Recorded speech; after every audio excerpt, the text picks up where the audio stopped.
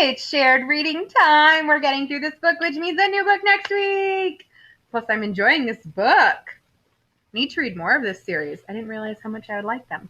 So I've got my spiral notebook ready to go for our reading response. I've got my pencil and I have my book. Pause the video if you need to grab those really quick and then hit play when you're ready to go. We are turning in our book to page 16. That's where we left off. Here we go. Remember, pause me when you need to. Don't panic, just pause. Like other sea mammals, killer whales have a horizontal tail. Horizontal, vertical. Horizontal, vertical. My dad used to tell me at night it's time to go get horizontal because you lay down when you go to bed. Did you know killer whales can swim with just their side fins, but their huge tail is used for speed and turning? A horizontal tail is a better design for diving and surfacing fast. So this is a horizontal tail, side to side, and it just goes up and down like this. So it stays horizontal and just moves like this. Like other sharks, a great white shark has a vertical tail. Okay, so horizontal, vertical. Did you know great white sharks and other fish use their tails for speed and steering? So both for speed, steering, turning. The great white goes from side to side then, because it's vertical, rather than laying horizontal. Horizontal, vertical. You could tell someone that today. Teach it to them.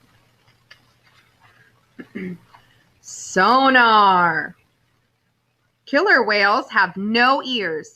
That would be weird if they did. That would look weird. They bounce sounds off of approaching fish. They use sonar to navigate, to locate other creatures in the ocean, and to find each other. They recognize echoes and other vibrations in the water. This is called echolocation. Bonus fact. Sonar is an acronym that stands for sound, navigation, and ranging.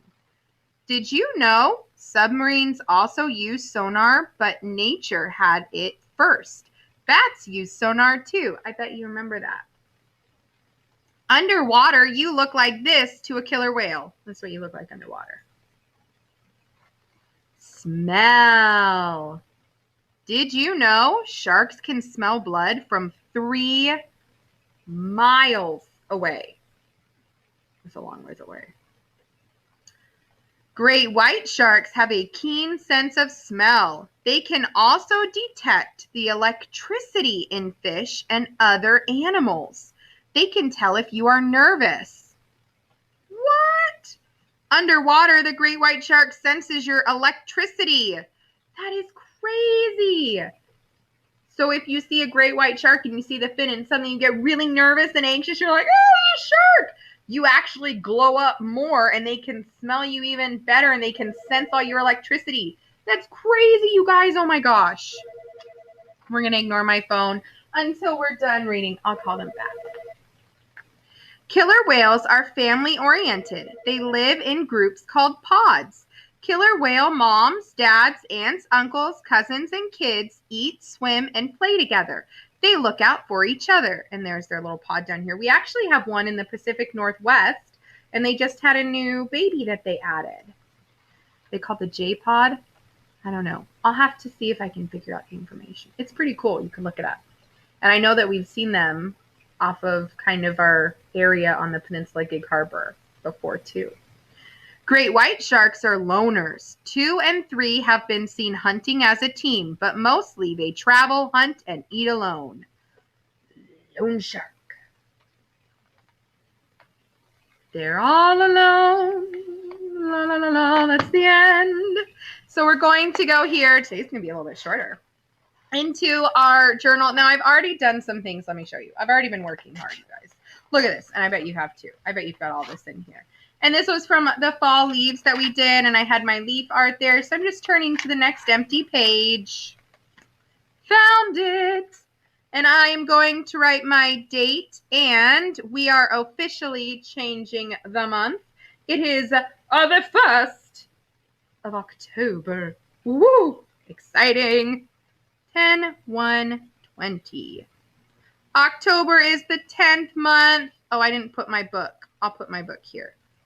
Who would win?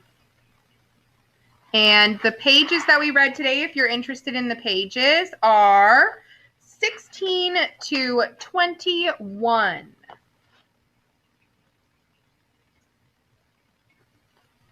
There we go. And the only thing that we're going to do today is we're going to include that acronym for SONAR. An acronym is something that you might see in a nonfiction book that they might explain to you. We have lots of acronyms in education.